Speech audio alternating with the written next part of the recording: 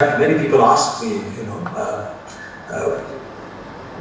what is going to come and what will be the new scenario. And I always tell them to consult our manifesto, because we are so faithful to the manifesto that we drafted before the election, and that unprecedented mandate that we received from the Nepali people, we believe was an overwhelming endorsement of the manifesto. And in particular, the 100 transformative measures that we've outlined there on the economy, on the socio-political front, on the international front, and undergirding all that is our very strong resolve to augment good governance in this country. So let me just end with the 5 principles that we are emphasizing, and the 5 priorities that align with those 5 principles that we've laid out, and on which the parliamentary deliberations are about to commence. And I hope to expand on these in response to the concerns of specific members of parliament over the next day or 2.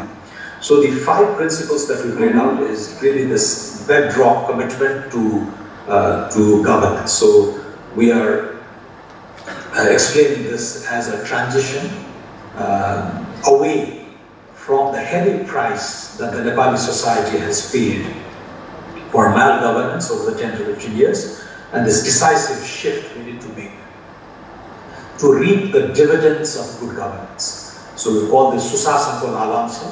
So that's the dividends of good governance that we want to spread and solidify and cement in the Nepali society over the next 5 years. But the early beginnings of that will happen it has already begun in our opinion, but the budget will make it much more credible and ensure that the good reforms that we announce are irreversible. So that's the approach. The second, obviously, is the restructuring of the economy. As you all know, and I'm sure you'll be discussing this and we'll discuss in subsequent panels, that the productive competencies of our economy have been eroded over the last 2 decades.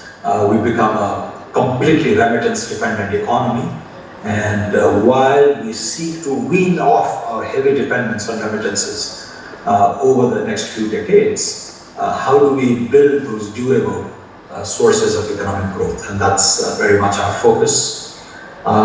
This country with an adverse terrain, beautiful, but very difficult to do business in. We need to connect it in multifaceted forms. So our third priority is a holistic approach to infrastructure building in a manner that connects our society and the regional economies. So there will be a heavy emphasis on roads, a complete universalization of energy connectivity, grid connectivity in all its form, hopefully all clean. There will be a major emphasis on internet connectivity, something that is reliable and also accessible, and obviously on aviation safety. We need to do much more to connect Nepal with each other, the regions within, but also connect Nepal to the world.